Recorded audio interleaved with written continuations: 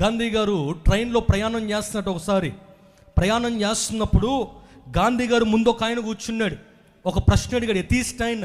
గాంధీ గారు, మీరు ఎవరి వాక్యాలు ఎక్కువగా వింటారు, అసలు ఏ దేవుణ్ణి మీరు ఎక్కువగా నమ్ముతారంటే గాంధీ గారు చెప్పాడట, నేను యేసుక్రీస్తు ప్రభువుని నా దేవునిగా కొలుస్తానని చెప్పాడట.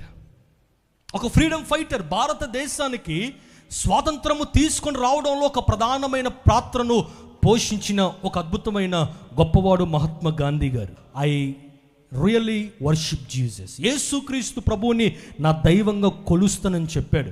వెంటనే ఆ వ్యక్తి అడిగాడట, ఎందుకండి ఇంకా చాలామంది దేవులుగా పిలువబడుతున్నారు కదా, వాళ్ళని ఎందుకు మీరు నమ్మరంటే ఆయన చెప్పాడట, యేసుక్రీస్తు ప్రభువారు కొండ మీద చేసిన ప్రసంగం ఏదైతే ఉందో, మత్తయి రాసిన శుభవార్త 5, 6, 7 అధ్యాయాలు ఏవైతే ఉన్నాయో అవన్నీ యేసు ప్రభువారు ఒక కొండ మీదకి ఎక్కాడు, ఎత్తైన పర్వతం మీదకి ఎక్కి ఆ పర్వతం మీద కూర్చొని మాట్లాడాడు ఆయన. ఇప్పుడు మహాత్మా గాంధీ గారు చెప్పారు, నేను బైబిల్ చదివాను, మత్తయి రాసిన శుభవార్త 5, 6, 7 అధ్యాయాలు చూశాను, ఆ అధ్యాయాలు చదివినప్పుడు నా జీవితం మార్చబడింది.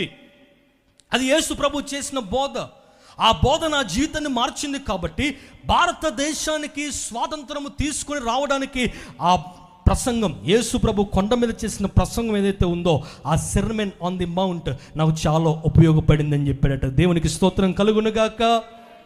ఇలా ఎంతమంది జీవితాలను మార్చింది యేసు ప్రభు యొక్క బోధలు, ఆయన చేసిన వాక్కులు, ఆయన చేసిన అద్భుతమైన స్టేట్మెంట్స్, కొటేషన్స్. నిన్ను స్వస్థపరుస్తాను అనే వాక్యము యేసు ప్రభు ఆనాటి కాలంలో చెప్తే నేటికి అనేక మంది జీవితాల్లో అద్భుతం జరగట్లేదా?